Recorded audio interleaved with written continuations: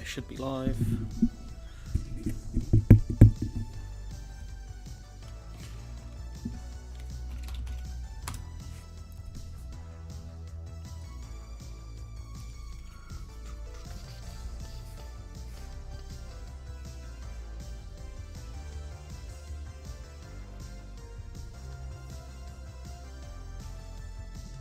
Oh, it's got the wrong title on it. Great.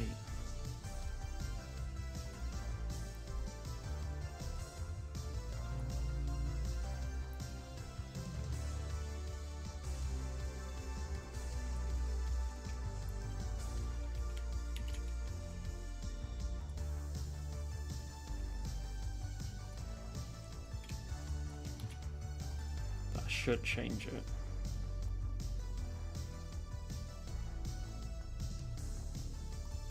Refresh this tab. Ah, there we go. Should be fine now.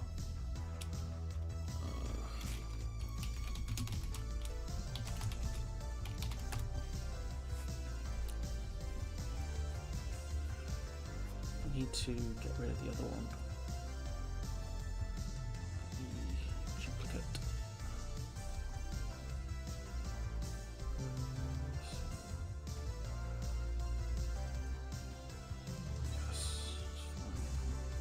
For some reason it wouldn't let me stream. I don't know why. YouTube hates me, probably.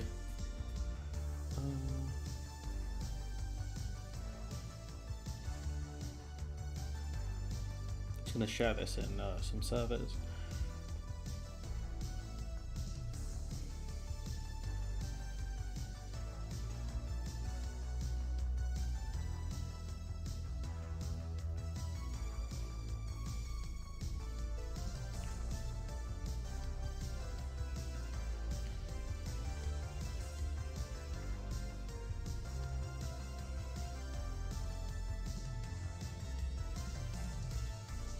How's everyone doing? The people who have joined. We will start in 4 minutes, hopefully. Just see if we can get some people in before we properly start.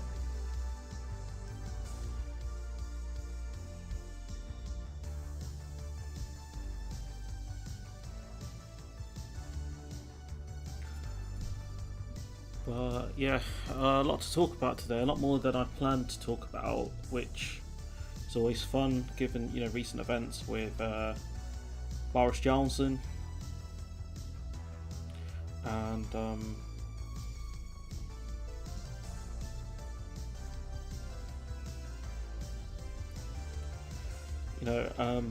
I think it's over for him. I think he's done. I think his time in the sun is over. I believe. You've got Brexit hardman Steve Baker saying it's time to go.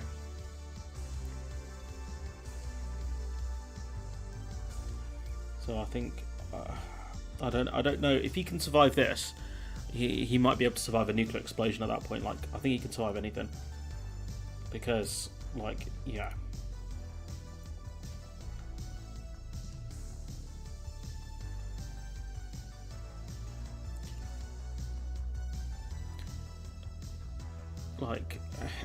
He survived breaking the rules. I've seen a lot on Twitter today, people talking about how they couldn't see dying relatives during the pandemic.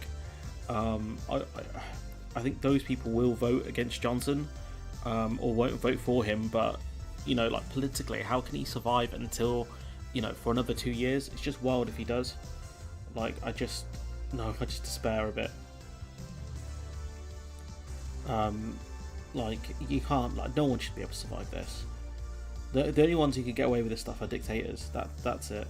This stuff's wild. Honestly. Apart from not even Donald Trump survived. And arguably his stuff was pretty bad, wasn't it? Donald Trump couldn't even survive it in the end. So what, if Johnson survives this, it's just wild. I get he's got an 80-seat majority, and you're relying on Tories are scumbags. You're relying on them to really make the difference here, which isn't always a good plan, purely because they're scumbags. But at the same time, they're worried about their own electoral careers now. They're worried about their own futures.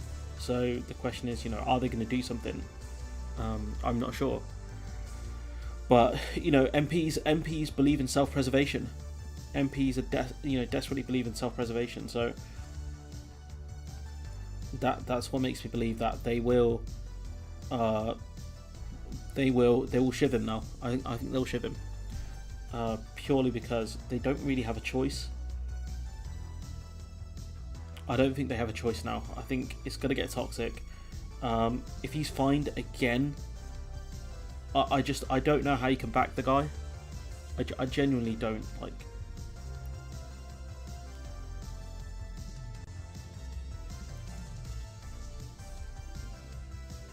so I just, like, at this point, like, what else can you do?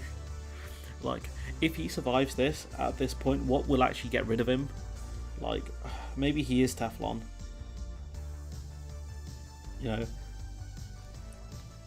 Maybe he is Teflon because it's just nothing seems to stick. He's involved in constant scandals, endless scandals.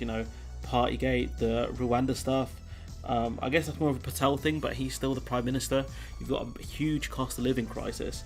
All of the Russian money that they've accepted, not just the Russian money from loads of different foreign donors. Their failure to do, to achieve anything, they couldn't. They're struggling to make Brexit, make Brexit a success, which it was never going to be. But they've made they've made it far worse than it has to be. I'll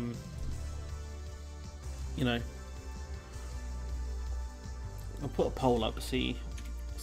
Oh crap! What the hell? Where did my? What? Where did that go? Oh, I must have clicked something. Bear with me, guys. For some reason, it closed the tab.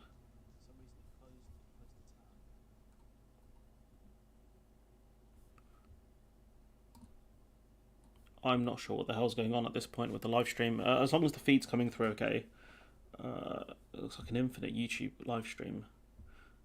I think the stream's okay. How I'm gonna end it, I have no idea. But yeah.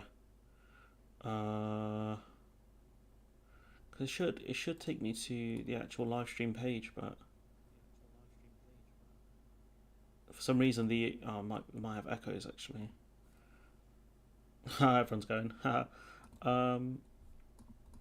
Yeah, I don't know what the hell's going on at this point. YouTube's doing something weird, so the live stream will cancel when I hit the end button, I guess. But kind of to go into the main stories, which is, do refugees have to stay in the first safe country they reach? No. The UN Refugee Convention does not make this requirement for refugees, and UK case law supports this interpretation. Refugees can legitimately make a claim for asylum in the UK. After passing through safe countries. So, for example, if someone was fleeing Ukraine, they could seek refuge in the UK, even though the UK is fairly far away. You've got loads of safe countries here. You've got Poland, Slovakia. No one wants to. Hungary, maybe it's safe, I suppose, but you've got Viktor Orban, Romania, Bulgaria, Serbia, Croatia, Austria, even not Australia, Czech Republic, Poland, Germany, Netherlands, Berlin, Denmark, France, Spain, and Portugal, right? So you've got lots of safe countries there.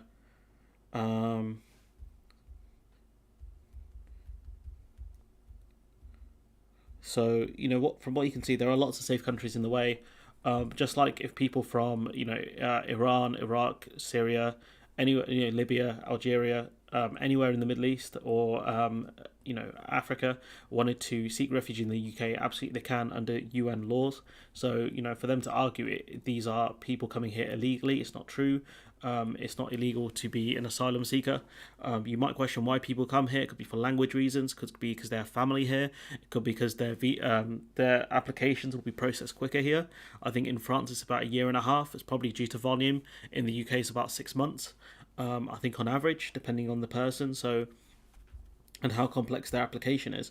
So again, the UK government is just absolutely ridiculous. So yeah, it's not illegal. If you look at Afghanistan, there's a lot of places people have to travel to, and if you're stupid and you genuinely believe the idea that they have to stay in the first safe country, all of these countries here would be overrun: Poland, Slovakia, Hungary, Romania, and Moldova, and arguably Georgia, depending on people can go that way. But actually, I don't think they would be able to because Russia have taken these areas. So we'll scrap Georgia out and Turkey, but all of these countries would be absolutely overrun with refugees, and it would be unmanageable. Like, these are not rich countries by any means. Yes, they are European, but they will struggle. There are cities in Poland, we've covered it before, that are struggling with the amount of refugees, in their country, in these towns, because they don't have the facilities for it. The same thing with France, and a lot of these countries, Greece, Italy, that have a lot of asylum seekers within their countries. Have struggled because it's just the sheer mass of people, and a lot of other countries should have done more to help out. There should have been a lot more consolidation. The only problem is, countries in the north, kind of northern Europe, they don't face the same problems because of geography. If you look at the world map, you can see that a lot of these areas full of dictators, despot countries, but also incredibly poor and war-torn countries, partly due to certain northern European states and certain big boss state here, have had massive problems. So it's no surprise people try and flee to Western countries where there's more opportunities for them, but also they might have family as well. And sending them to Rwanda, and truth be told, I don't even know where the hell Rwanda is on the map. I've never, until the last couple of weeks, no one's really mentioned it. So does anyone know where Rwanda is on the map? Should I search for it? I don't know, but there is a Tory MP who thinks Rwanda's in Europe, which is hilarious. We'll go over that clip, but the idea that refugees have to go to the first safe country is absolutely ludicrous. I don't know why Patel's doing this. It feels like red meat to the base. It might be that she's staking her leadership bid on this, that she's trying to look like she's doing something, because there are a lot of racist Tories in the south who don't like this, a lot of people in Dover who don't like this, and there are solutions to these problems, but Patel doesn't want to hear it. Instead, she wants to waste millions of taxpayers' money sending them to a far off country. It's just madness. It's absolute madness. But who knows in the UK if things go to part? Maybe we'll see a refugee crisis. We'll see who helps us then. But UK Rwanda asylum plan against international law, says UN Refugee Agency. So the UNHCR said attempting to shift responsibility for claims of refugee status was unacceptable. Johnson said he believes the scheme complies with international law. Evidently it doesn't. I think Denmark are trying to do a similar thing, which is, come on, Denmark. Meanwhile, it's emerged that Patel issued a ministerial direction to launch policy. So we'll talk about what a ministerial direction is in a moment.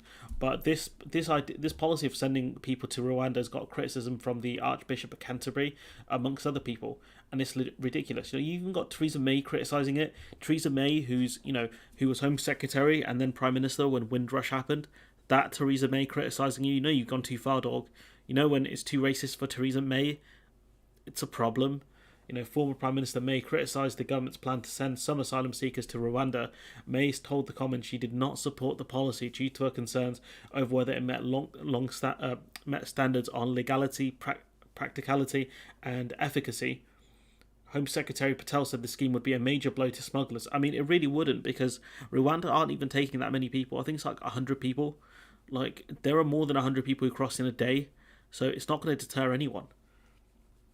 The policy has been criticised by charities and opposition parties.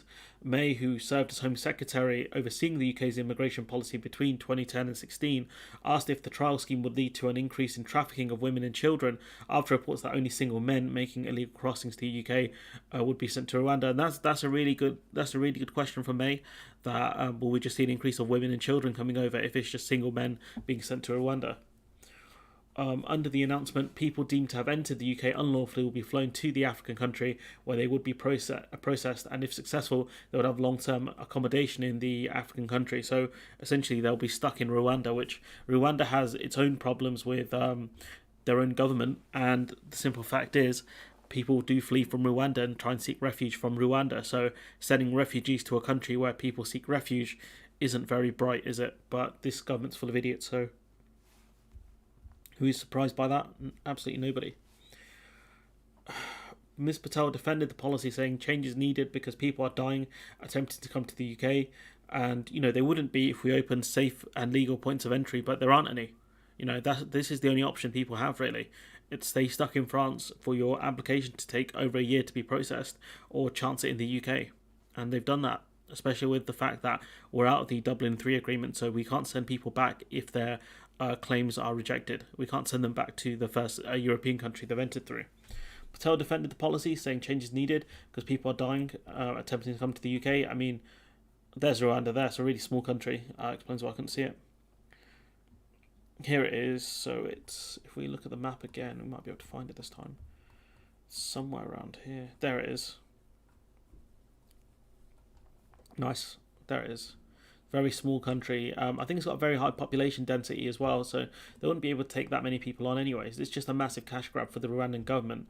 And she says, Rwanda critics have no solutions.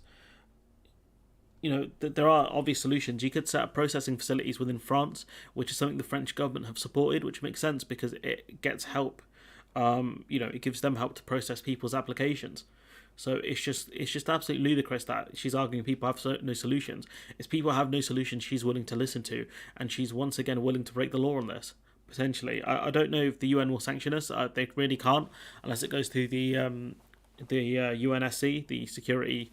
I can't remember what the acronym stands for, but yeah, Council, Security Council. Patel's a symptom. Responsibility for her is in the hands of those who keep electing her. What is she an MP for anyways? I don't know who. But, people have to stop voting for her. But at the same time, Boris Johnson gave her a ministerial position. She's the third most powerful person in government. Like, this is on Johnson because this is on all of them, really. Because collective responsibility exists for a start. So all ministers are responsible for it. And the fact is, it's on Boris Johnson as well, because if he didn't like this policy, he could tell her, look, stop it, or you're getting, you're sacked. You'll be a backbencher again. It's just ridiculous, honestly. You got this joker here, Scott Benton, saying elected ministers decide policy, not civil servants. It's completely unacceptable to refuse to deliver a policy which commands democratic support. So if people democratically supported, right, if for whatever reason people supported hanging of MPs, would you support that? If there was a party that ran and said we're going to hang all opposition MPs, right, would you be okay with that because it was democratically supported? And even then, you never ran with this policy on the manifesto, anyways. As far as I know of, this was not a manifesto promise. So this is another stupid argument from a stupid man.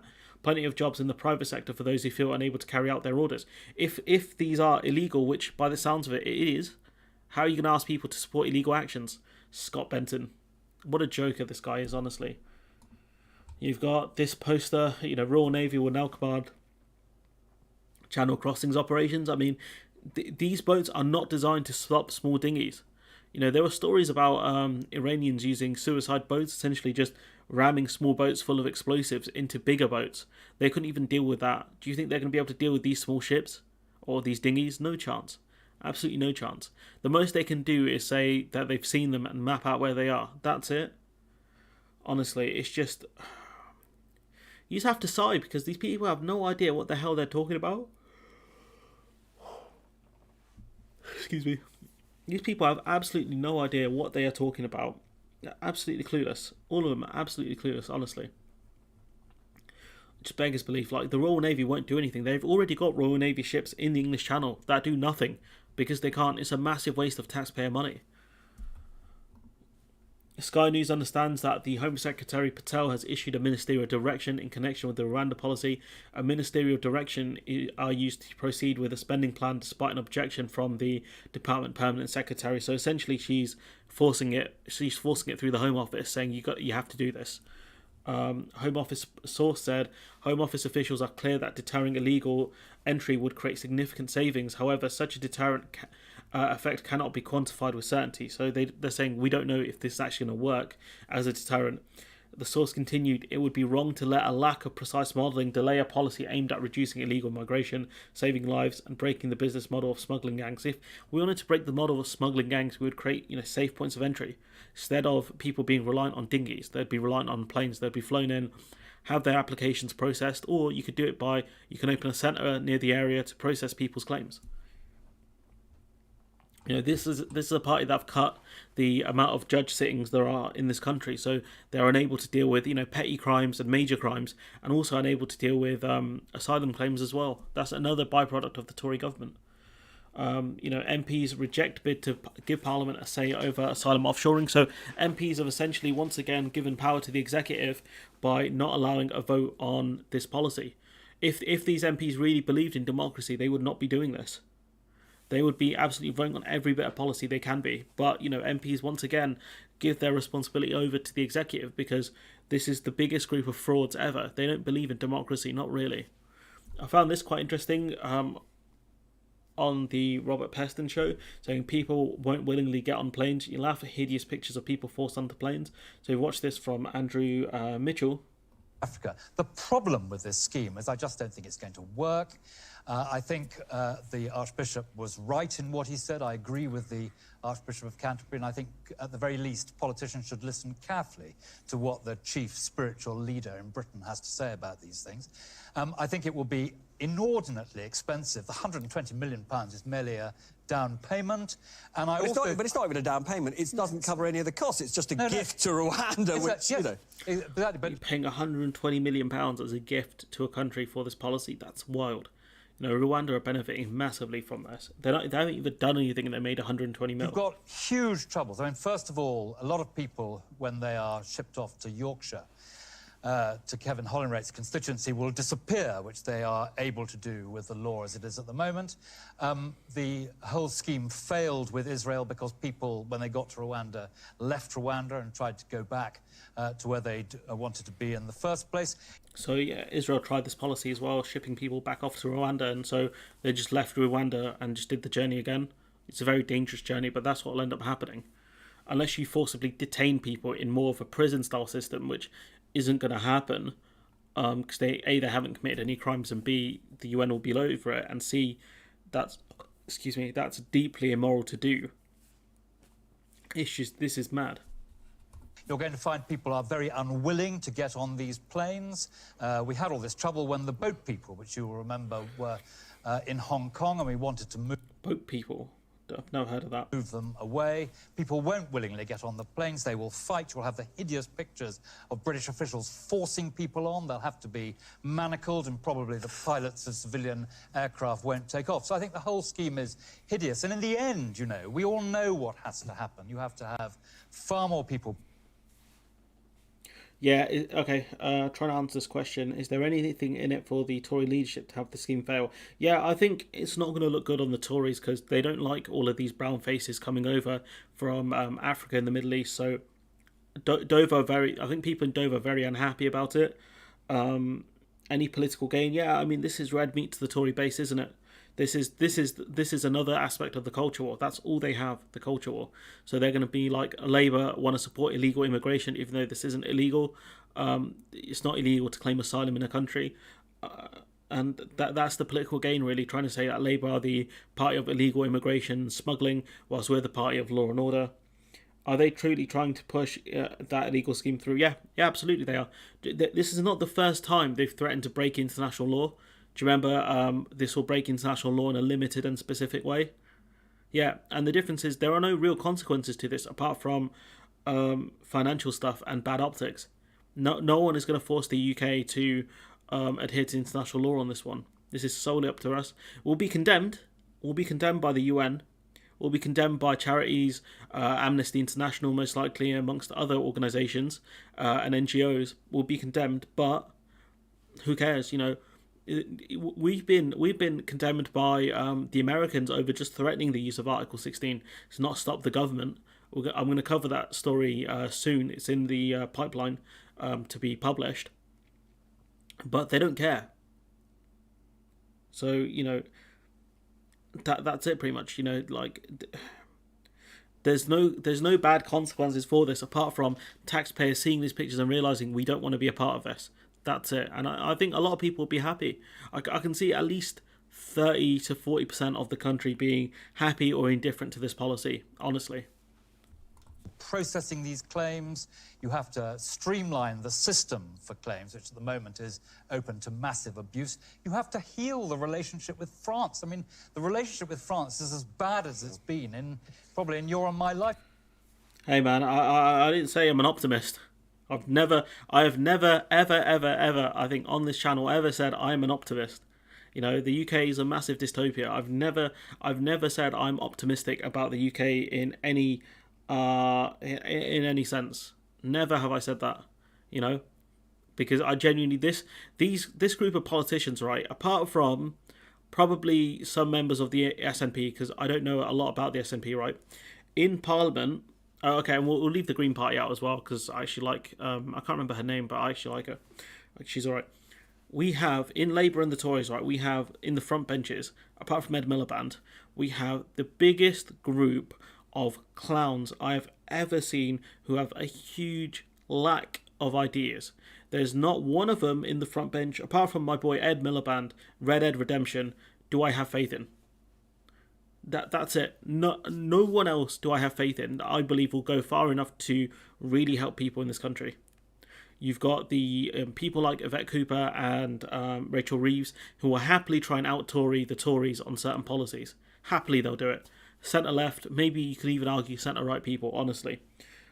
You know, you say that, you know, this is a very dystopian point of view. This is the reality. This is the reality of the situation right now.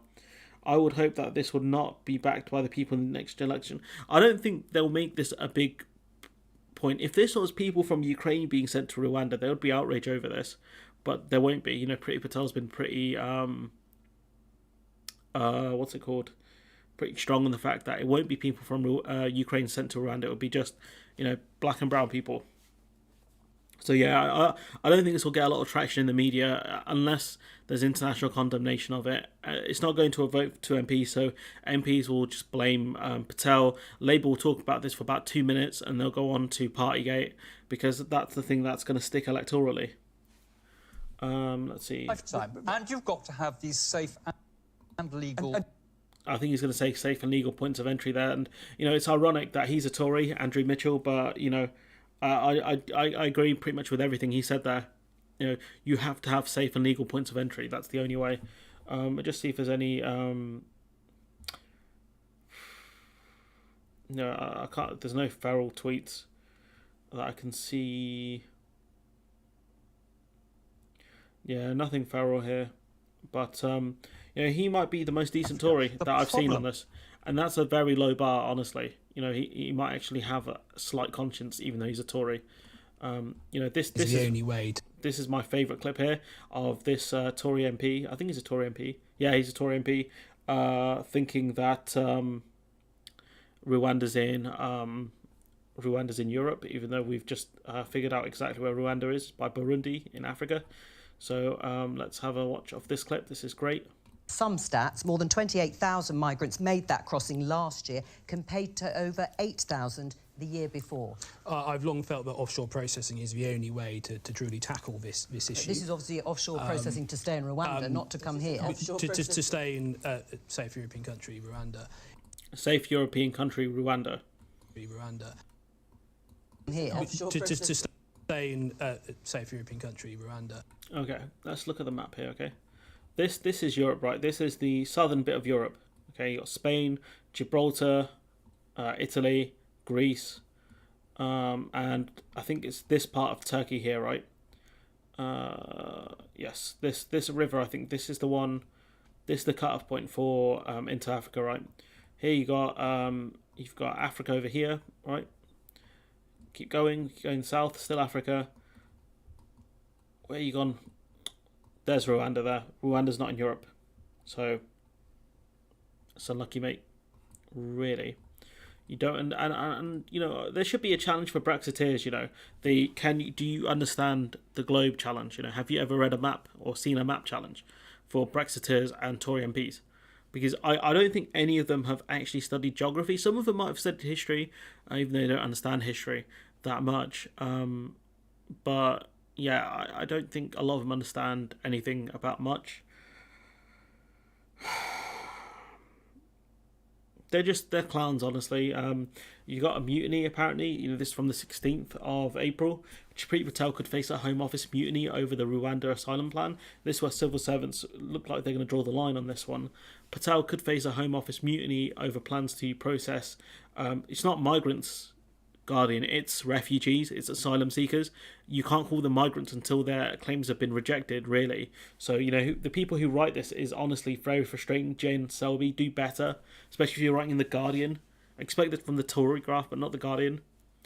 5,000 miles away in Rwanda, after overruling officials to push through the scheme, the Home Secretary issued a rare ministerial direction. It is only the second ministerial direction, an order enforced by, despite objection of the Permanent Secretary. Civil servants could stage a mass walkout in protest against new plans, unions have warned. I hope they do. I actually hope they do it. Yeah, pretty much how to lie, cheat and steal for money. Politicians will do anything, especially for money. Let's see if I can find it. I'll go slightly off cuff here. I wonder if I can find it.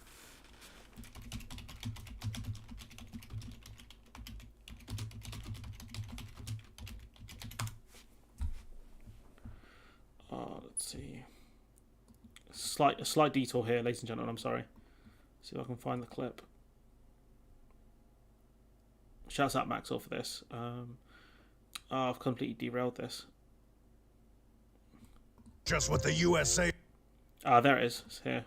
Lied to our. Here it is. Actors, read a fucking book. Oh, sorry about the language, guys. The truth, then. Us politicians. This is the most truthful you'll ever see from a politician, even though he's fictional. Aren't so trustworthy. We'll steal, make shit up, even lie to our voters. That's crazy. I know it's very hard to believe, but that's just what the USA is all about, Jack. That's what the UK is all about, Jack. Not hiding our theft and murder, but embracing it. Whether it's votes, whether it's money. Especially money. Fuck all these limp dick. Okay, that's enough of that. It's pretty funny, I can't lie. But the simple fact is politicians will do anything for money. They'll lie, they'll cheat, they'll steal. Especially this group of Tories. It's just it's just painful, to be honest with you. It's just absolutely painful, and I don't know.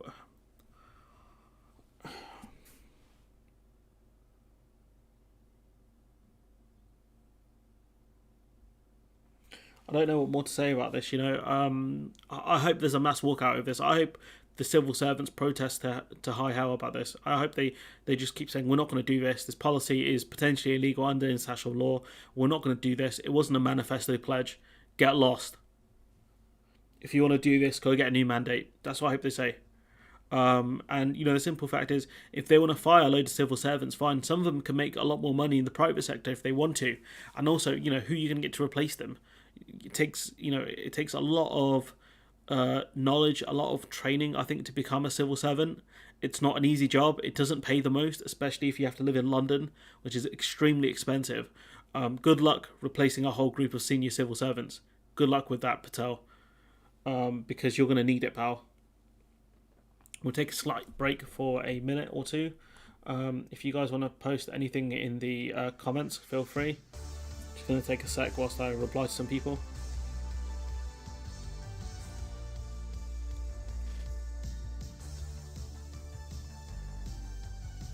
Get your comments in, I'll give them a read.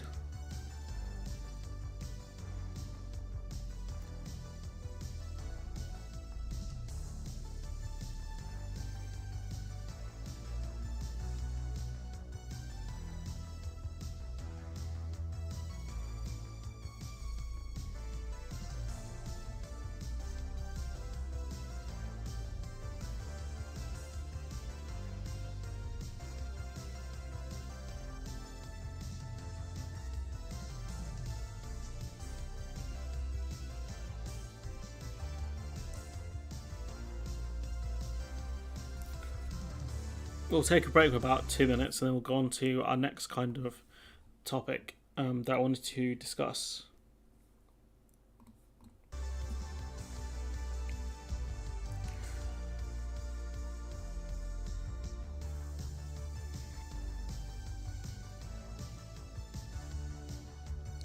Oh yeah, Douglas Ross's performance. Did you guys watch my video on that? That was so funny.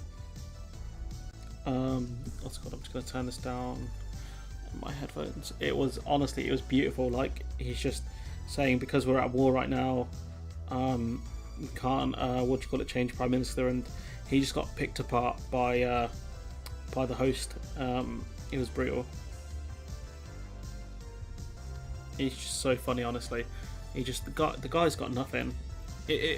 His defense is poor, and I think it might be time just to give it up, honestly. I think Johnson's time is coming to an end, and we'll talk about that in a bit.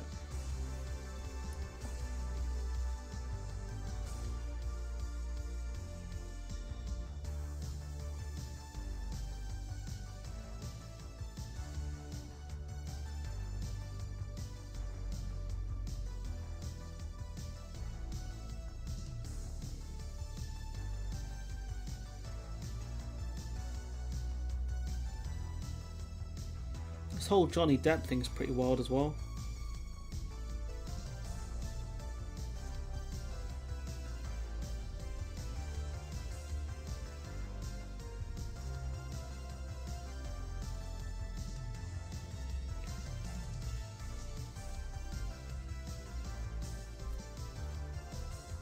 I still don't understand how this is still going.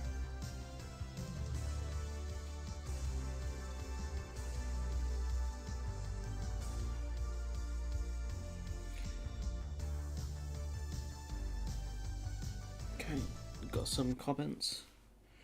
Let's see. Do you see any difference? Do you see Patel caring that the civil servants will leave? I don't think you can replace civil servants with sycophants, to be honest. Not the day-to-day civil servants that have to help you write law and advise you. I don't think you can really do that. You need a certain level of expertise to be able to do that, purely because they have to. They're helping you write law and policy. So again, that would be a very risky move if you get a load of a load of people who aren't qualified in those roles, especially when they have to pass security checks and other things. Boris Johnson replaced mainly advisors and cabinet secretaries, which they can be replaced because I don't think they do a lot. But talking day-to-day civil servants, they do quite a lot. Not all politicians are liars and bad. I'd say most of them are. But there seems to be something conservatives and greed, for sure, less than left-wing parties. I mean, not all left-wing parties are great, but they're generally better than Tories. By the way, it's once again ironic how good the BBC and other media is on Russia and Ukraine, how they comment on especially the Russian narrative in Russia while turning a blind eye in what goes on in the UK, which is pretty much the very same thing. I mean, CNN's international coverage of Brexit is phenomenal. Honestly, it's brilliant. The Wall Street Journal, all of these papers, I think even the New York Times do really good Brexit coverage, like outstanding stuff. But in America, they're useless. So yeah, it's just on domestic stuff, because these papers need access to politicians. They're not very good. So yeah, 100% I agree with you there. The BBC's Ukrainian coverage has been good, but the coverage of other stuff has been not so good. Yeah, but even the Green Party have faults. Like, they had the idea of a one-car policy, which is just absolutely stupid. The one-car policy is so dumb. So yeah, the only person who have a car really is the breadwinner at that point. It's just not a good idea. Did I have video of this? I'm sure I did. It's Michael Alice. No. Oh, it's probably in here, actually. Is Brexit hardman Steve Baker in this clip? Please. Where are you, Baker? Ah, there you are, Baker. Okay, that's fine. I had the clip just off Steve Baker on his own, but apparently not. So, former Tory. Actually, wait, have you guys got any comments? So yeah, former Conservative minister. He was the former. I think he might have been the second Brexit minister. I can't remember. It's called for Boris Johnson to quit for failing to obey his own COVID rules during the Partygate scandal. The Prime Minister should now be long gone, the senior backbencher told the Commons on Thursday. Really, the Prime Minister should know the gig is up. The party's over. Everyone go home.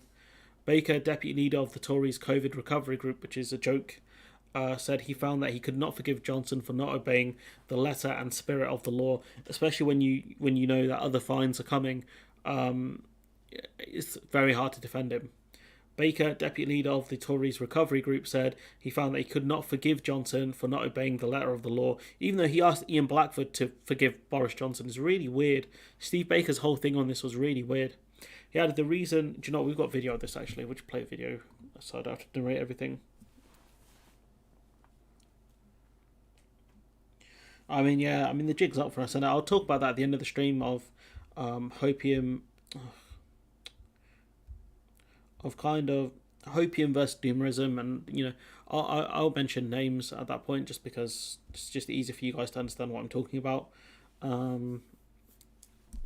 So yeah, let's watch this. You got William Ragg, I think his name is Ragg. So we'll watch this. BBC have been great in Ukraine. Don't fall for the right trick of also accusing the BBC's bias against them. Always notice they refuse to give examples. Yeah, I mean, the BBC is just not, it's not great, but when it comes to the right-wing perspective, they talked about how Sunak had maxed out the credit cards, which Laura Kuenssberg, A, is not the economics edit, and B, I don't think she understands much about economics, because when you control your own currency, you don't really max out the credit card. It's just a joke. It's the classic understanding of you think the economy is a household, but it's not. So let's watch this.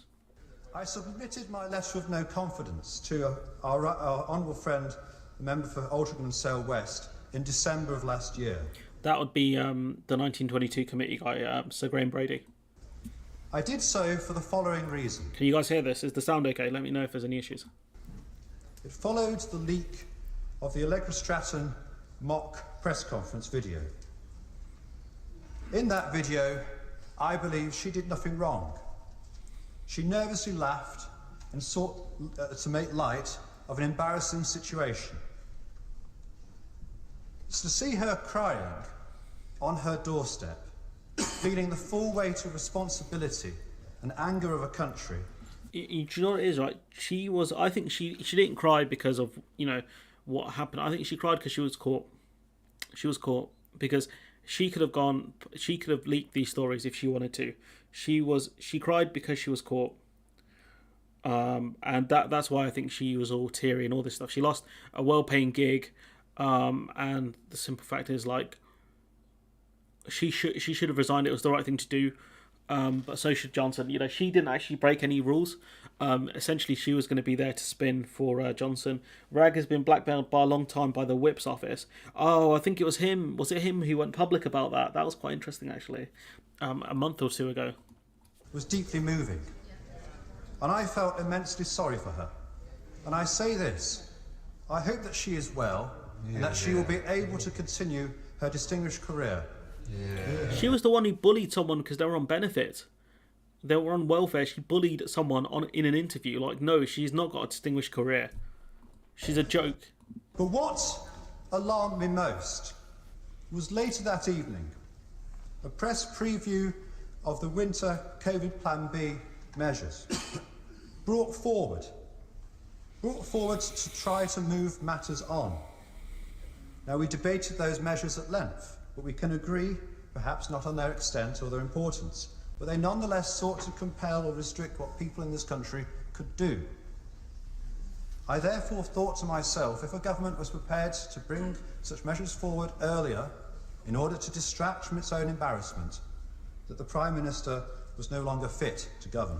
He's absolutely right there. That's exactly what the government did, moving the Plan B measures forward to do this, and that's one of the reasons why Patel could be going through with this idea on sending asylum seekers to Rwanda in order to distract from Partygate. It's very likely that's the case. I care deeply about my colleagues. I know that a number are struggling at the moment. I don't know about you guys, but these guys talk so slowly. We have been working in a toxic atmosphere. Yep. The parliamentary party bears the scars of misjudgments of leadership. There can be few colleagues on this side of the House, I would contend, who are truly enjoying being members of Parliament at the moment. It is utterly depressing to be asked to defend the indefensible. Mate, imagine living in this country where you've got a cost of living crisis. Your biggest problem is trying to defend Johnson, which is not very hard. You don't even have to do it. You just like, I decline to comment, or yeah, what he did isn't great, let's move on. You know, imagine living in this country, mate, with a cost of living crisis, inflation up around the 8% mark, you guys doing absolutely nothing. Oh, your life sounds so difficult, you absolute joke. Each time, part of us with us. Now, I have questioned my place in this party in recent months, and perhaps that's symptomatic of a swathe of our voters in the country. But I tell them firmly, I'm not going anywhere. And I urge them to stick with us at the forthcoming elections. But for us to maintain their trust and confidence, we must be seen to do the right thing.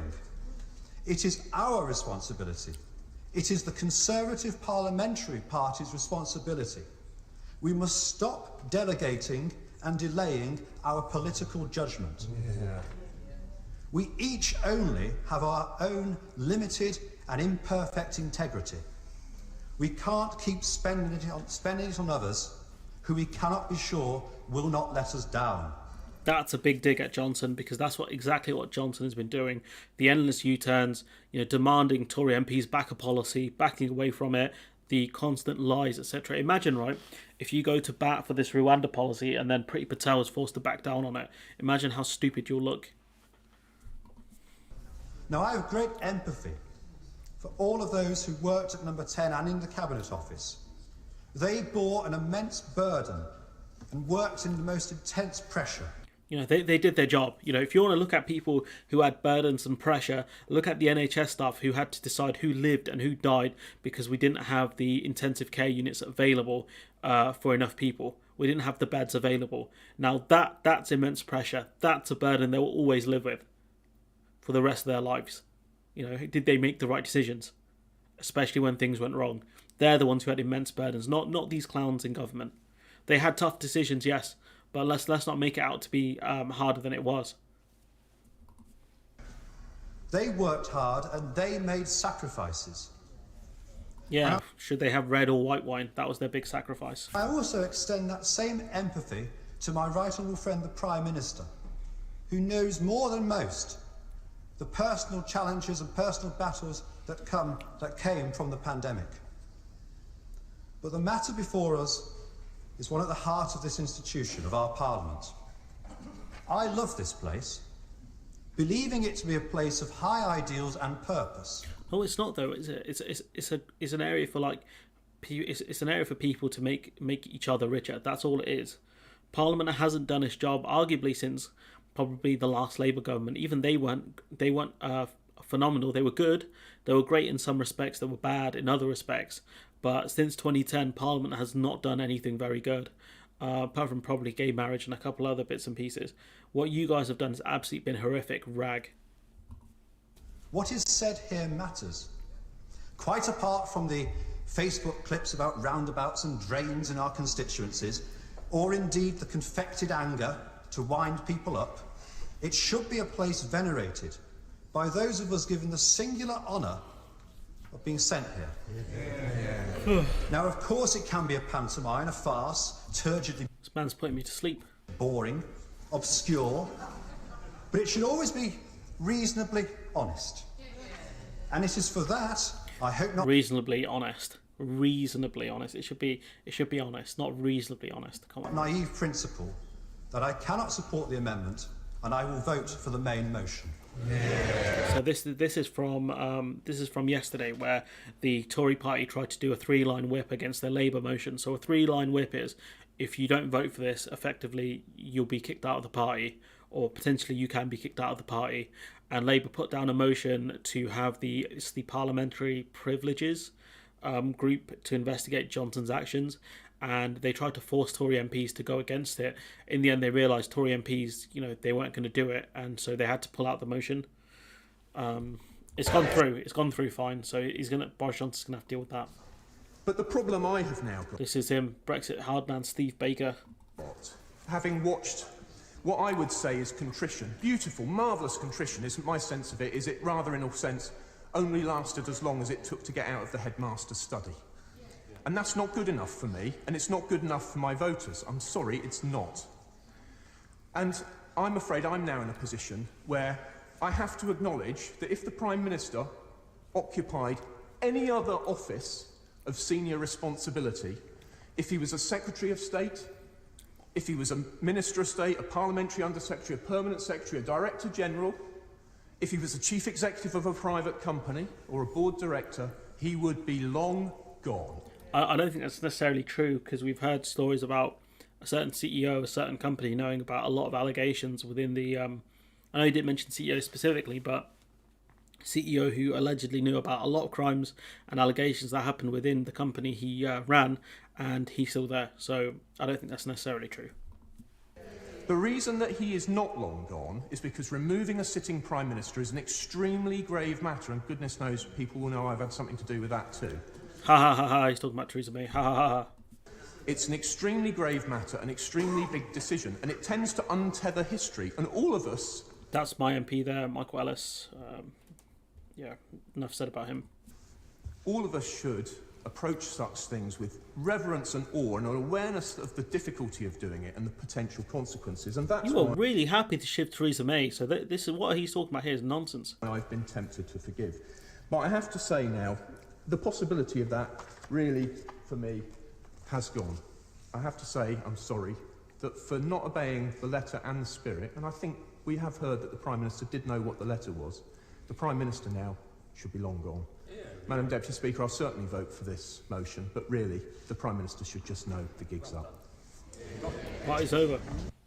And, you know, I don't know, Steve Baker definitely has a bit of sway in the party. I don't know about William Ragg, but he was the one who did, I think it was him that came out publicly and said Tory MPs were being bullied by the Whip's office.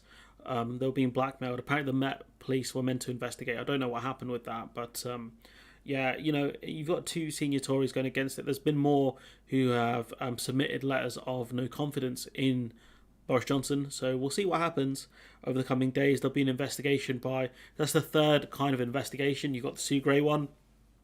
You've got the Met Police one, which apparently the Met Police believe in Purdah now. So, excuse me. So what that means is they're not going to... publicly announce the fines until the local elections are over, which is probably one of the dumbest things I've ever heard. It's just wild. And so, you know, it's not looking good for Johnson, because even the Express, the Brexit supporting rabid rag newspaper, the Express have come out and said Baker was right, game is up for Boris. Tories are already seeking a new Prime Minister, says David Maddox. I'm not too familiar with... David Maddox is their political editor. The Express. I might cover this separately in a video, but the Express's political editor, right? He'll be one of the senior ones in the paper, probably someone on payroll. He's come out and said time's up. I can't tell you how crazy this is. The Express are... probably the biggest Tory supporting paper in the country. You've got the Star, which I don't know much about them. You've got the Telegraph, which is, you know, obviously the Tory graph, but even they come out once in a while and go against the Tories. But the Express, they're the ones that have been, you know, running Brexit from the start. These are one of Boris Johnson's biggest supporters, and their political editor has come out yesterday, and said, yeah, it's time. It's the end. Madness. And once the newspapers turn against him, that's where you have problems. You know, he says, messages I've been getting throughout the debate on whether Prime Minister should be referred for investigations over the Partygate suggest that the former Brexit Minister is right. This has been a cluster F. One senior insider texted me after an astonishing last-minute U-turn by the government to allow MPs a free vote. Added to that, Tory backbenchers had forced the government to ditch an amendment that would have put an investigation into the Prime Minister's conduct, including a fine, into the long grass. Sources have also suggested that the situation is set to take a turn for the worse, with Mr Johnson with as many as 4 fines for Partygate transgressions expected. I'm going to cover this in a separate video, like an individual one, but boy, 4 fines expected. 4. You know, one was bad enough. One he got away with because he blamed everyone else and said, you know, the cake was in the box, etc. You know, it was in the Tupperware. But, you know, like, this thing is... If he gets fined 4 times while he's in office, that's it, he's done. There's no way he should be able to survive that, unless he is made of Teflon. He's not human, he's just non-stick plastic with oil coating. There's absolutely no way he should be able to survive this. Honestly. One MP noted that the total chaos was reminiscent of the attempts to save former Cabinet Minister Owen Paterson when government whipped Tory MPs to prevent him from being suspended for breaking lobbying rules. Don't they, ministers, remember that's what turned a summer of love with an amazing honeymoon period for the PM into a winter of discontent? I don't know what they're talking about here. I was talking about Owen Paterson. Do you guys remember that, where Johnson went to bat for him, and then that was one of the... I think that might have been the first thing that really made... that really sunk Johnson. The way that he went to bat for someone who, you know, looked like he was involved in corruption. Let's be real here. Yeah.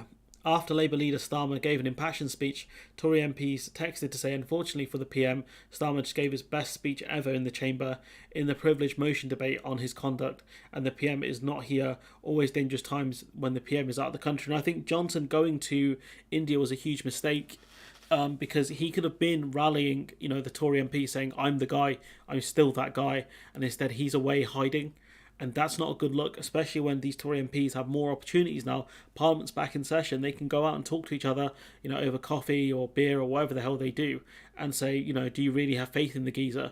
And, you know, Liz Truss has been sounding out a leadership bid for a while, same with Sunak and Patel, and maybe they're going to be talking to MPs saying, look, man, if this man goes, you know, what do you think? You know, you're going to back me in a leadership election, a leadership race? You know, what do you think? That's what's going to happen here.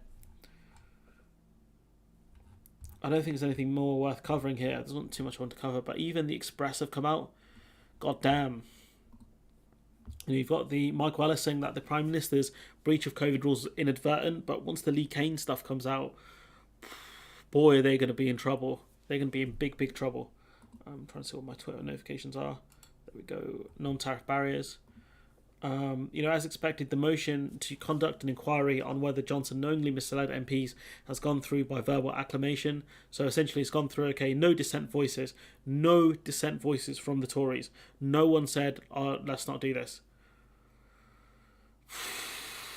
You know, as a minimum delay, the probe, his authority among MPs is conspicuously damaged.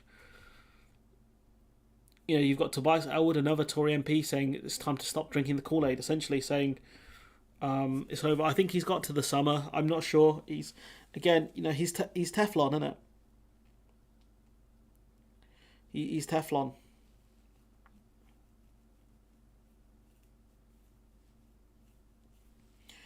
You know, I think he's got a couple of months. I'm not sure. He's got until they get enough no confidence votes in the 1922. So Graham Brady, basically. I'm not sure what the threshold is anymore. I think it might be like the 60 mark because they have such a big majority. It might be around the 60 mark of MPs they need to trigger a leadership challenge. And then he's allowed to stand, I think, in that leadership challenge. But what's he going to do? You know, what's he going to say? Because the knives are going to be out. And, you know, I think this leadership challenge will be a lot more toxic than the last one. The last one, Boris Johnson he just walked it really, didn't he? Because he was the incumbent, you know, not the incumbent, but you know what I mean. He was the most popular one, the most well-known one. He had all the energy behind him. He had, you know, a lot of the things the other leadership challenges didn't have, especially because he was an unknown quantity to an extent. And the bits people knew about him, they liked him.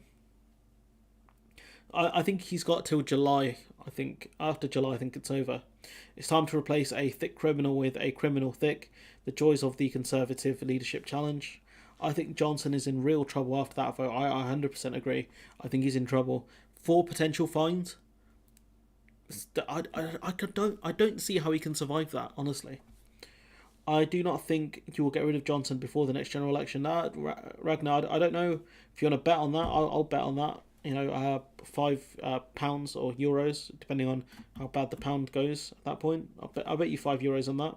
Labour strategy in tatters if Johnson goes, though. I think, I don't, not 100%. I think with Labour, I think if Sunak wins, Labour can get him. If it's Liz Truss, they're in trouble. I think if it's Liz, they're in trouble. If it's anyone else apart from, you know, even Jeremy Hunt, they won't be in so much trouble because he won't be able to get the red wall. Liz Truss is the only one who has a shot at keeping the red wall. The rest of them don't. I don't think any of the other ones do. The BBC in Scotland need to get a grip. This week alone, snooker player John Higgins was named as named as English with a cross of St George by his name. They then referred to the MP as the Scottish Nationalist Party. I saw that. Yeah, that's embarrassing from the BBC. They also edited out a Brexit bit in an interview with the leader of the Scottish National Farmers Union. I think he was the Scottish NFU, anyways. But they edited out a bit of his interview, but it was in the text bit, which is a joke. But yeah, honestly, it's not sure if you've seen the FT report today about Bojo about to rip up the Good Friday Agreement in SOP. No, I haven't seen anything about Johnson ripping up the Good Friday Agreement. Clint, if you're in the Discord, join. You can put it in the Discord server, or write down the if you can write down I can't even speak.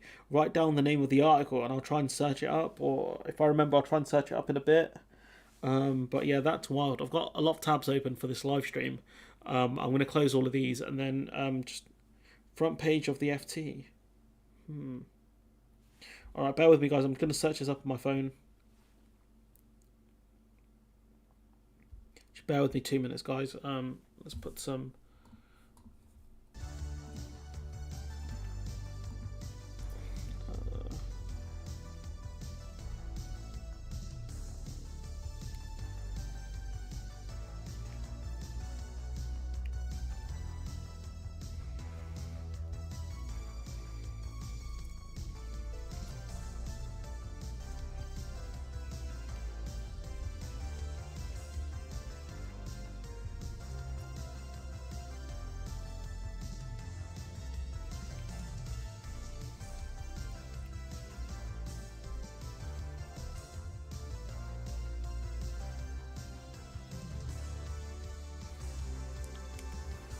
It looks like they're prepared to rip up the Northern Ireland Protocol. Would that then rip up the Good Friday Agreement? I suppose it would, wouldn't it? I suppose that would, yeah.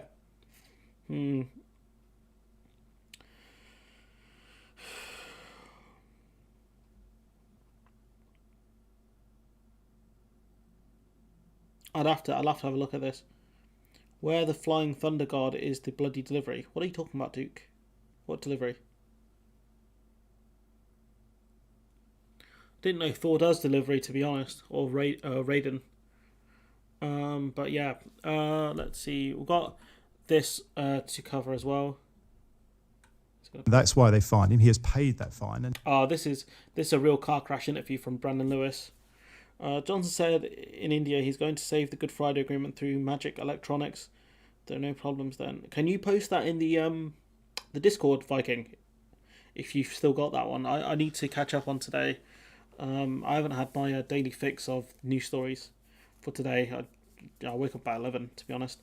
I had to prepare for this. So, yeah, if you guys can, if you're in the Discord server, post it in the server.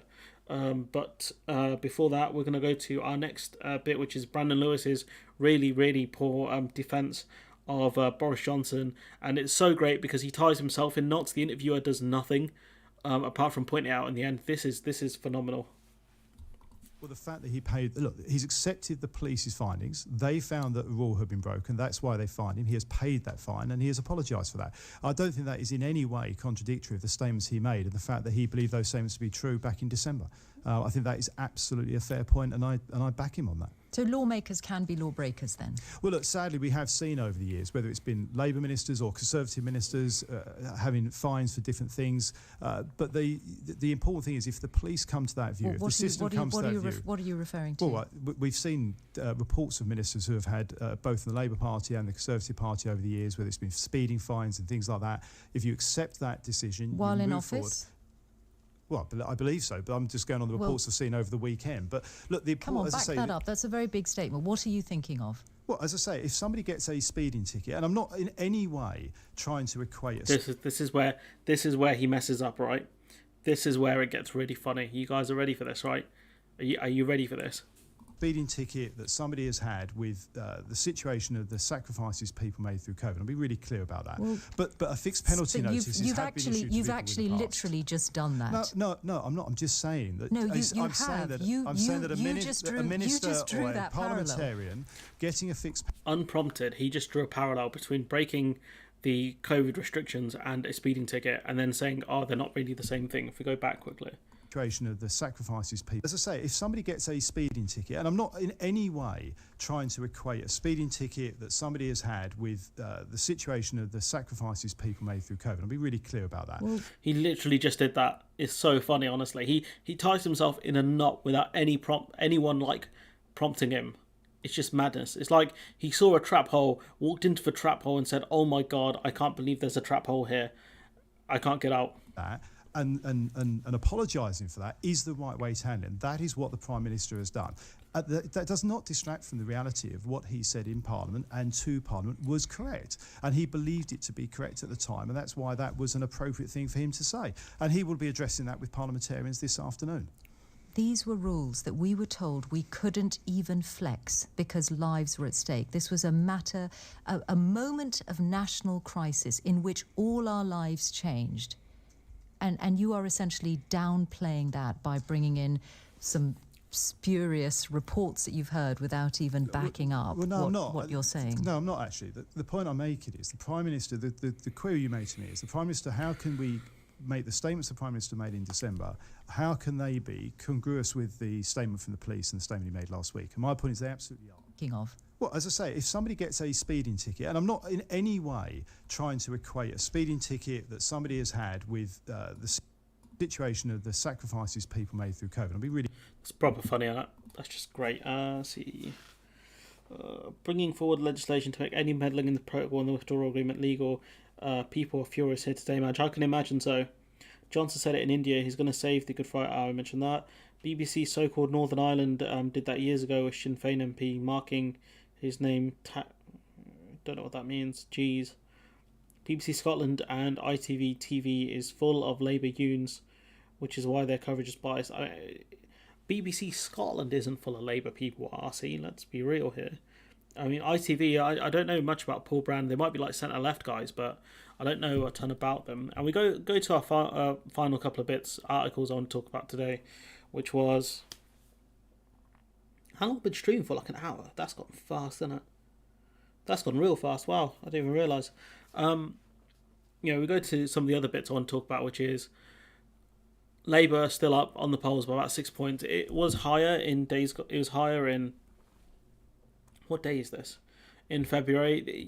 I think the Tories got a slight Ukraine bump, purely because Boris Johnson wanted to look as prime ministerial as possible, and so that's why he's kind of used it. It's a PR exercise for him. But now Labour are nearing the 41% mark. You've got a huge increase. It's not quite the 20 points that apparently Jeremy Corbyn should have been in front of the Tories. Do you guys remember that?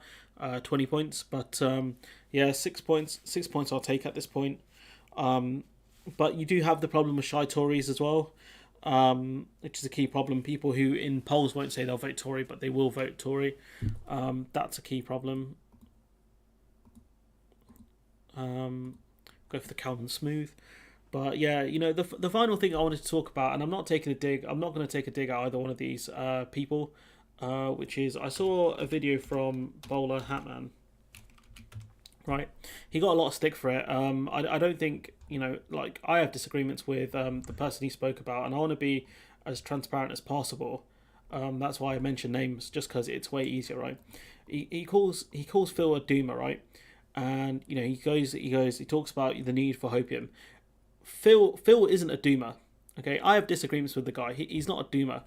A person who's a doomer, right, is a person who says, "Oh, you can't, the electoral system, it doesn't work. Labour will never win. There's no point in voting. Blah blah blah." That person's a doomer. A person who says, "Oh, everything's going bad. There's no point voting." Starmer and Johnson, they're the same.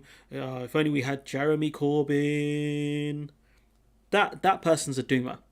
Someone like Jimmy Dore. Jimmy Dore is a doomer. He goes, the Democratic Party will never be reformed.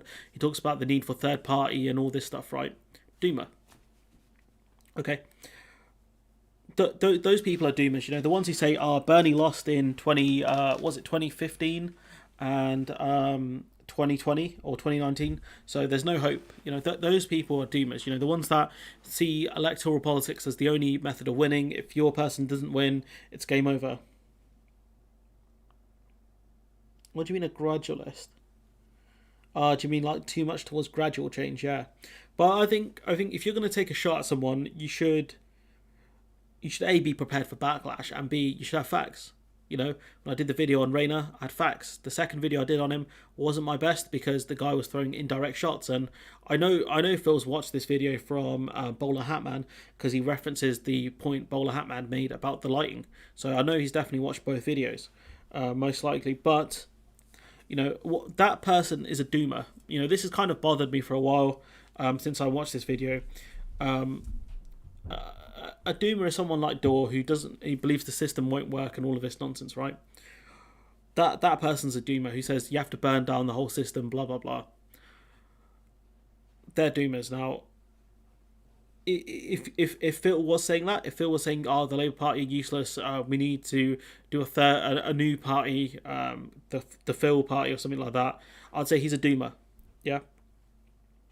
I thought YouTube was about followers and views, not lighting. The guy's piggybacking off Phil's site.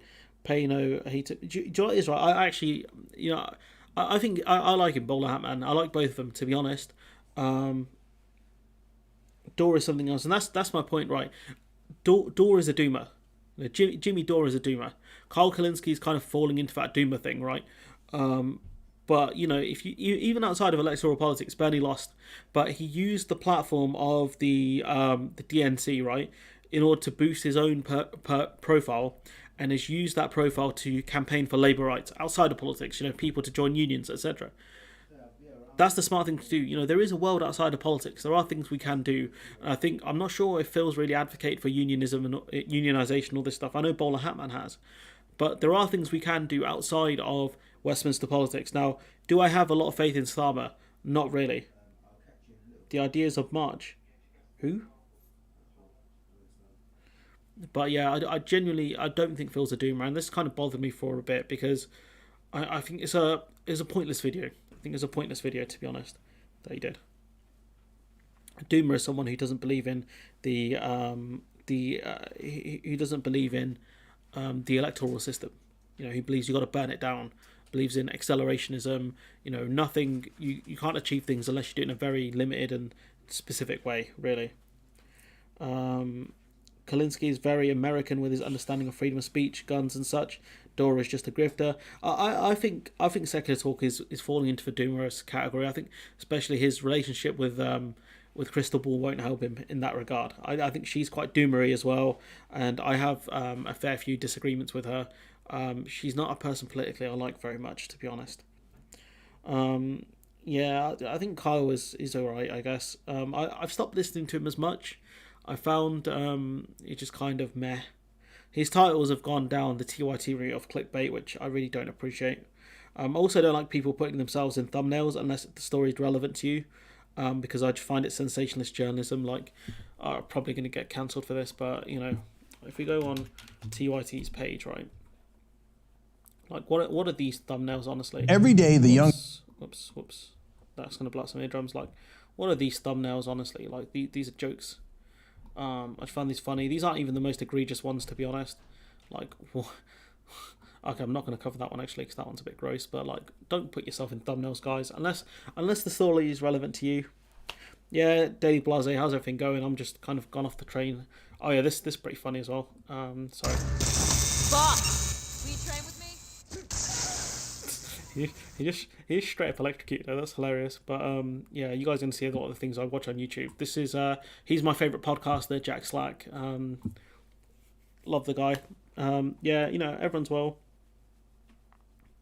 Yeah, Dor did get a media award. I think it was from not directly from Syria, but someone linked to Syria, or an organisation linked to Syria. Yeah, I think some of them, like Aaron Mate, I think he did have some legitimate criticisms of things, but at the same time, all of these people went off the deep end.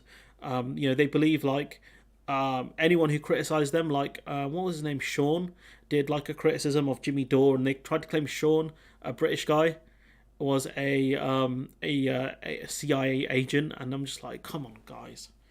Not everyone who criticised you is a CIA agent. It was madness, honestly. But yeah, the difference between, like, I don't try and offer people bad optimism. I was sure Johnson would probably win another election until the Partygate fines come out, to be honest. And that's not, hopium, as Bowler Hatman puts it, or doomerism.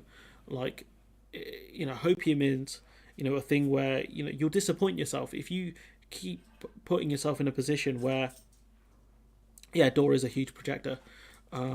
If you keep putting yourself in a position where you keep believing everything's going to be okay, that toxic positivity and all of these other things, right, you're going to lead yourself down a very dark path. Having toxic positivity is not a healthy thing. Giving into despair and hatred, that will never work out well for you. Uncle Iro taught us that. You never give into despair. You never give into your worst emotions. But at the same time, toxic positivity is a very, very dangerous thing. That sort of blind optimism, the Brexiteer mentality. It's so bad. It's so bad and so unhealthy. Those people tell you everything's going to be okay, but they never tell you how you can solve things. They're not good people to have around all the time, honestly, because they won't get you out of a mess. They'll help you for a couple of minutes, that mentality, but after that, you've got nothing. So yeah. When it's about the USA, the most reasonable at the moment is view of the fifth column. If it's about social and political commentary, that's interesting. I've heard his name mentioned a lot. So yeah, I might check him out. I don't know. I don't watch, apart from the Majority Report, which even I have disagreements with, because they do some absolutely really dumb segments. Let me see if I can find one of them. This is just me taking shots at people at this point. See the Majority Report, Amazon. So let's see if I can find it. This is good stuff here. They've done decent coverage of the Amazon situation. ASC did drop the ball on it. There was one clip I wanted to talk about. I don't know if I can find it, actually. Just bear with me one moment. I did not plan this. I did not plan this out. But essentially, Sam's quite jokes. I think he might be on break or something like that. Let me see if I can find the actual video. They post so many clips. Honestly, there was one thing I wanted to talk about. Let's see, I'll give it a minute. See, like this here, right? In journalism, there's such a thing as the thing you put first is the thing you want to cover the most. So even if you look at their headline, right? Don't let AOC drama distract from Chris Small and ALU's victory over Amazon. It should be Chris Small and AL's victory over Amazon should not be distracted by AOC drama. That's what it should be. But you see, they put the AOC stuff first because that's what whoever put this title together wanted to be the headline of this. One of my old lecturers told me, right, the thing you talk about first is the thing you kind of want to put emphasis on. So if you say the ball was hit by Johnny, you're putting emphasis on the ball being hit and Johnny being kind of a secondary to that. Where if you say Johnny hit the ball, the emphasis is put on Johnny, if you see what I'm saying. That's kind of one of the things he told us. I don't know how true it is. It's a bit difficult to know because you kind of go into people's subconscious a bit. But, for the majority of this clip, they talk about AOC's mistakes, which is good. They talk about their own kind of mistakes, which is also good. But, they do, criticise Crystal Ball fairly heavily. And I didn't know this, but apparently Namiki Const, whose voice absolutely breaks my eardrums, did actually, was on the ground and tried to support labour unions. So, I guess this has gone into, instead of me talking about politicians, I've spoke about people, which is not great. But point being is that, like, you should listen to a range of people, and you have a diverse set of people, which it dilutes the pool a bit, but that's fine. You've got a different set of people. You've got Bowler Hatman, who talks more about the positives of the Labour Party, even though I do ask, I've commented on this channel, like, what policies are you talking about? Because I've never heard of these, and if I haven't heard of them, then the general public most likely haven't. Why don't Labour talk about their actual ideas? They never really do. So he can talk about getting a cup of tea. Yeah, good idea, mate. Pretty much, yeah, is your glass half full or half empty? That's a key question. And so, yeah, for people, like, doomerism is believing the system won't work. and has to be radically changed, like outside of the electoral system. That's doomerism, and I don't think we've reached a point in the UK where that's impossible. You know, fair enough, it was a year after I was born, but there was a stonking Labour majority, and even then there were still 2 other Labour wins on the spin. It's very possible, even despite the gerrymandering and all of these other things, Labour can win again. If it was America, I would be a lot more kind of nervous about it, purely because the American system is very fractured and very difficult to navigate. But at the same time, it's possible. You know, if Bernie Sanders had won the presidential, won the presidency, it wouldn't have caused a sea change in America, but it would have changed a lot of people's minds on what's possible and what isn't. You know, just like he has done already. You know, you got people who, you know, some of the people who worked for Bernie or inspired by Bernie, you know, trying to create labour unions and other things inside companies. Look at Starbucks. Look at Amazon, for example. You've got unionisation happening in some of these shops or some of these warehouses. It's madness. And I think Bernie was a big inspiration for that. So there is a world outside of, Washington, D.C., a world outside of Westminster. It's just we have to find that. But at the same time, you know, these politicians do have to reach out to us as well. You know, no vote, you don't get given votes. All votes are earned. You earn the votes. Whether that's by someone else's work, you know, someone votes Conservative or Labour or Lib Dem because their parents did it and therefore you did it, or their grandparents did it, therefore you did it. Someone has earned that vote, you know, maybe not from the person who's voting right now, but someone somewhere has put in the groundwork. At the local elections, right, the only dude I've voted for the past, probably 2 of them, is the Lib Dem party. I can't remember the guy's name. I'll remember it when it comes up. I remember it now. I remember him now because he puts the work in. You know, he goes to talk to people, and that's what's important.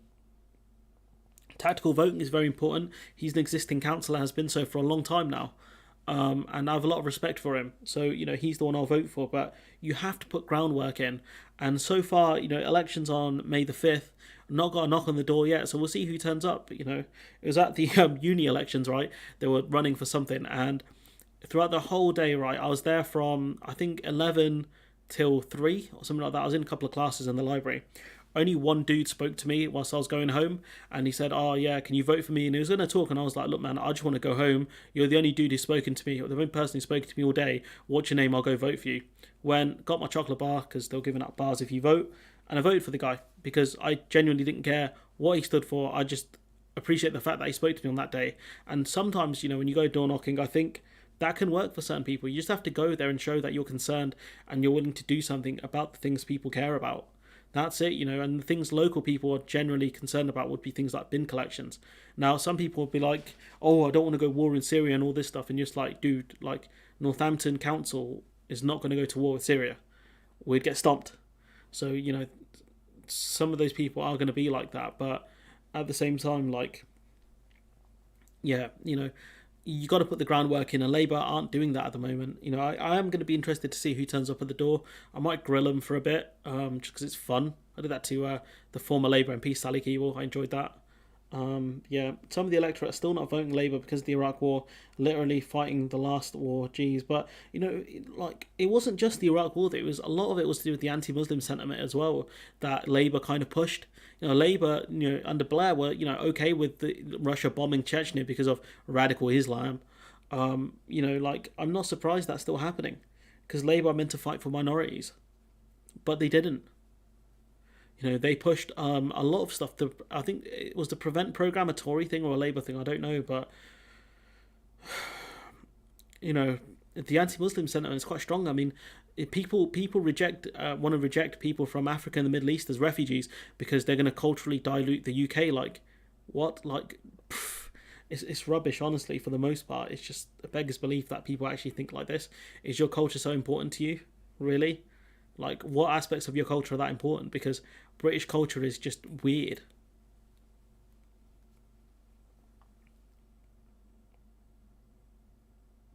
Yeah, that's true. The Tories did back it. They won't admit to doing that as well, which is annoying. No one ever actually points that out, but the Tories actually backed the Iraq War as well, so more fool them. I've got probably stream for another like five minutes. I'm not sure. I've got 14 people here. It's pretty good. Happy with that. But yeah, you know, I don't know what more to say on this. I don't know how I'm going to end this live stream as well, because the tab to end the live stream is actually gone.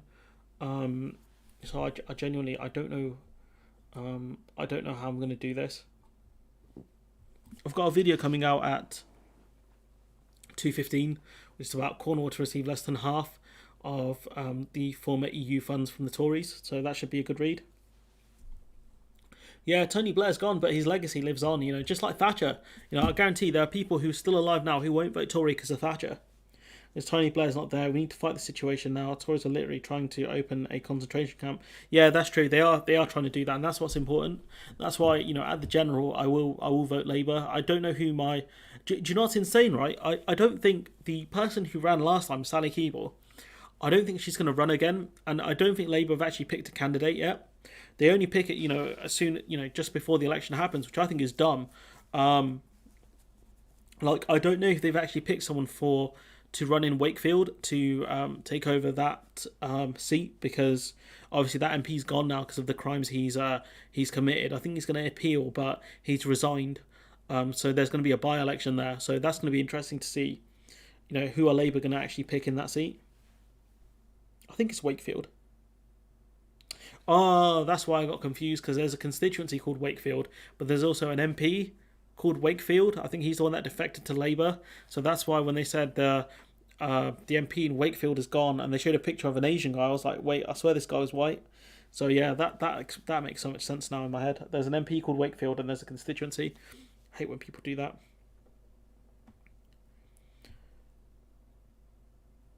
Yeah, they can strip people of their citizenship as well. They could take mine. Actually, no, they wouldn't be able to take mine because I've got nowhere else to go. But if you're a dual citizen, they can take your stuff. If GB had a multi-seat STV, you'd see a lot of door knocking from MPs, from outgoing MPs, with multi-seat. What's STV stand for? The incumbent's biggest risk of losing his seat is losing it to a party running mate. What's STV? But yeah, we've got more people joining as well towards the end of the stream. I don't know what else to really talk about here. I don't know how I'm going to end the stream. It's going to be hilarious. But yeah, you know, I wanted to do a video eventually on how I keep my sanity in kind of this crazy political world we live in. I'll probably do that as an individual video or like a camera live stream. I'm not decided yet. Yeah, it's not just about dual citizens, but I think they'll find it easier to strip her of citizenship than they would anyone else, purely because she's not in the country and things like that. But yeah, you are right. It's single transferable vote. Ah, that would make sense, Mark. That would make sense. I'm just building stuff in Minecraft. Yeah, I don't like Minecraft, but I respect people who are actually good at it. Yeah, it's just a weird game I never really got into. They've added some cool modes onto it though, like an Among Us mode, which is quite cool.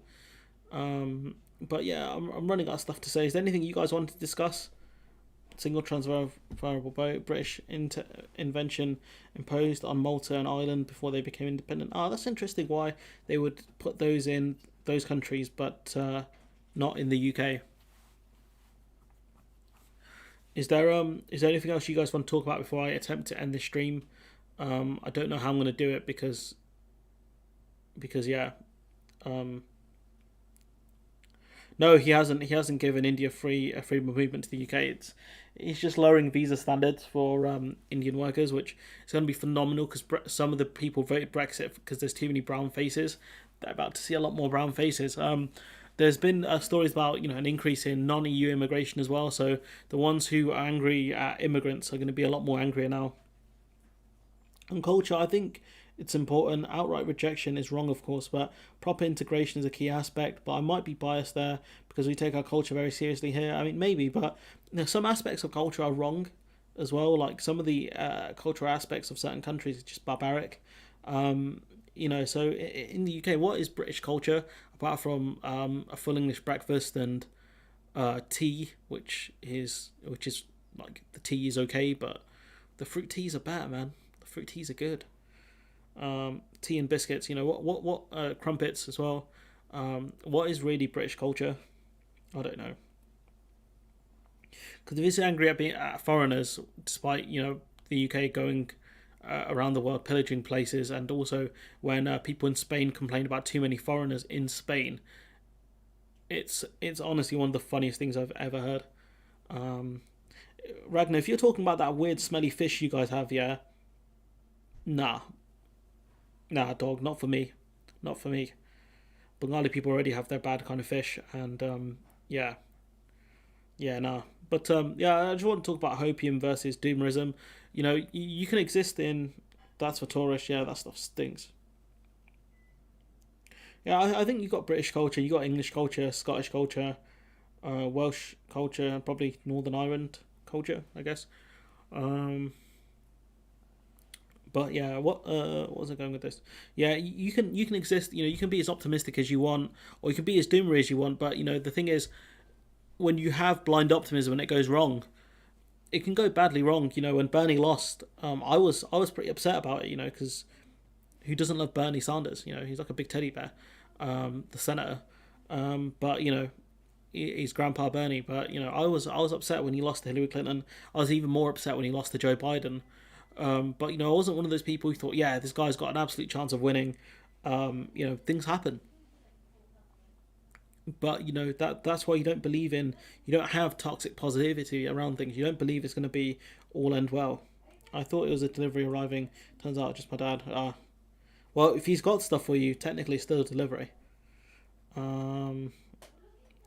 But yeah, you know, like, you know, I've learned that, you know, being doomery about stuff, you know, constantly beating yourself up about failures, it doesn't work. It's not a good way to live life.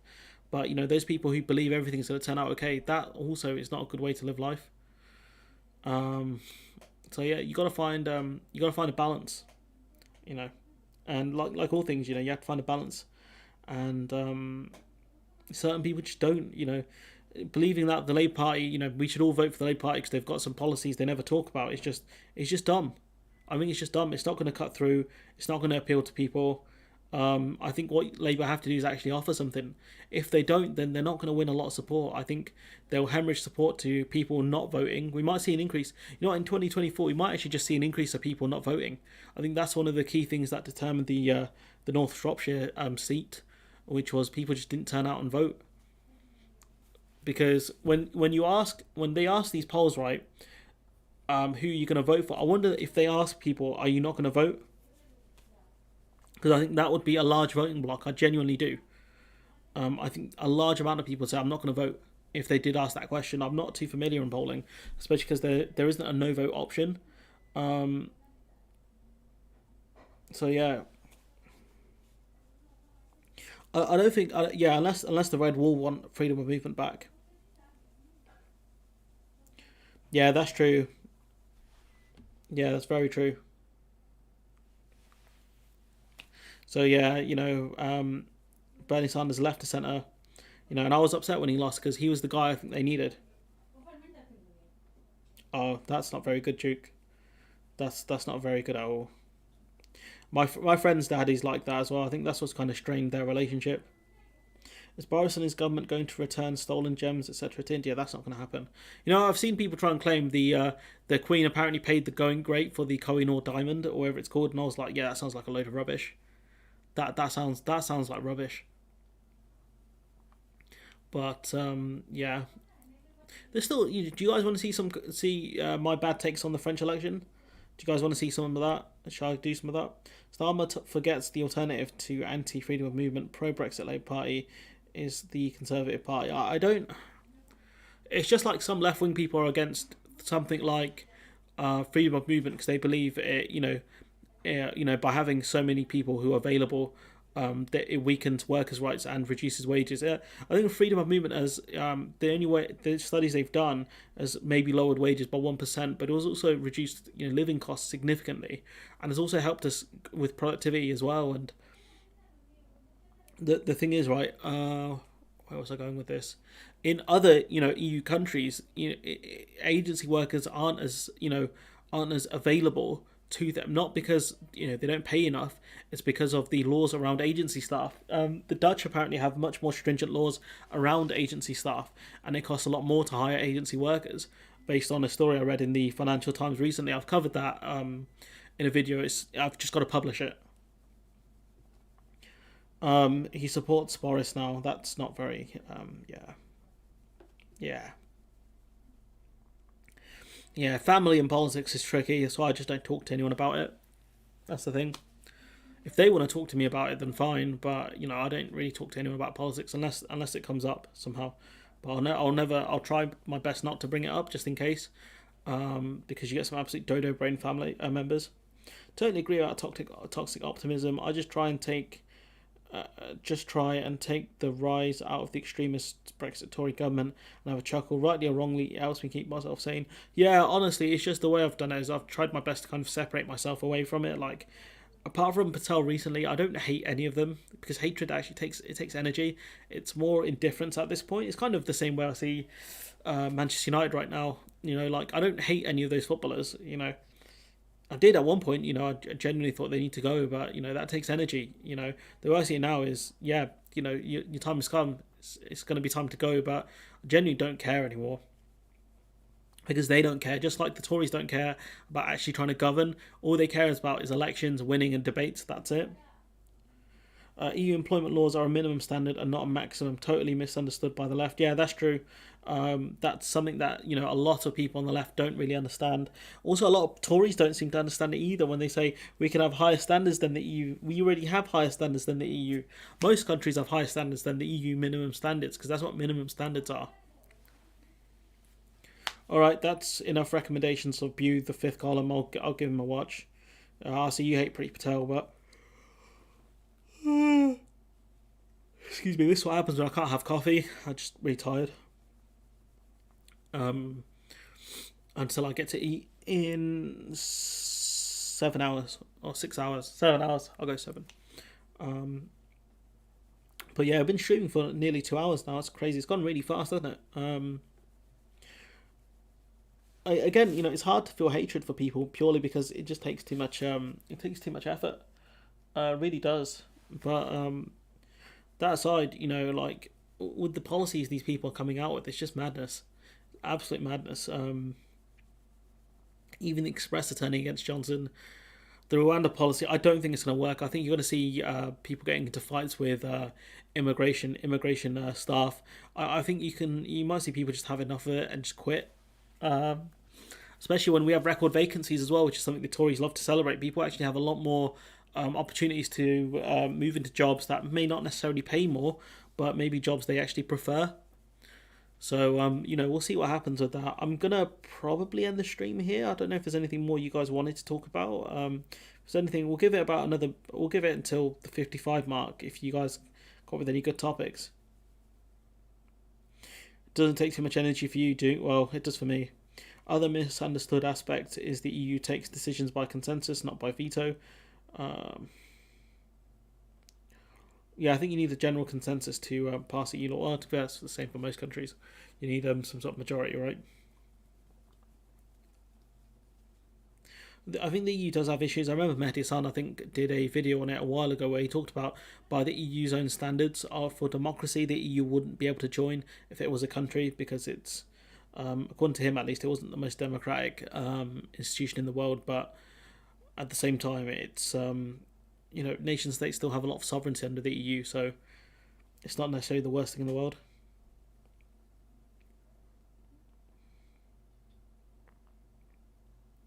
But yeah, I'll give it about a minute or two. Put some really clear about that. Well, but a fixed penalty notice. That's not what I wanted to replay. What's this? If there's anything else you guys want to talk about before I kill the stream or try to, because realistically it should let me do it, but I can't figure out why it won't. Because the closed tab things are really a huge oversight from YouTube, because it says I'm live.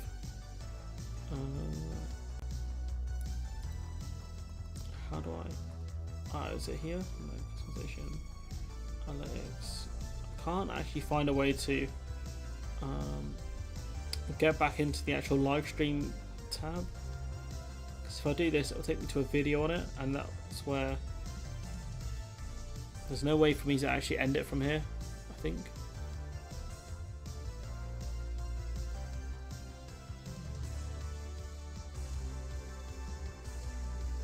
So yeah, I don't know how to end the stream.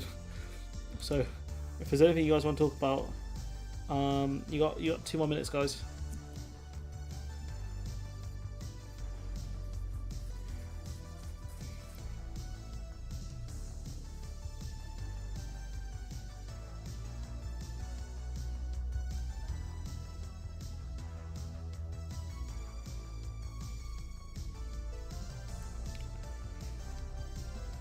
But yeah, it's just been a long stream, but I appreciate everyone joining. Normally I wouldn't go for this long, but the Tories, man, they just give me too many topics to talk about. There's too many topics to talk about, and that's what annoys me. Like I have an endless stream. The Independent Sage are still meeting. That's crazy. Didn't even know that.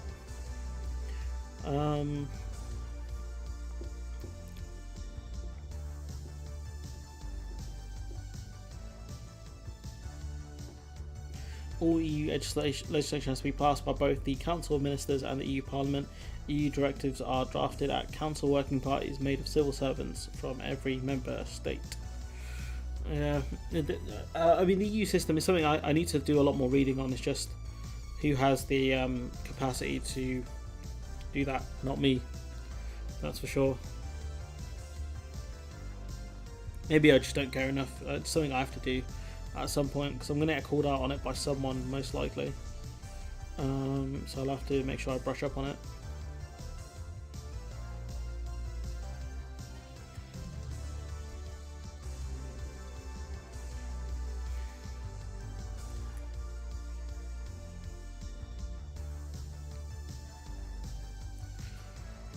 Yeah.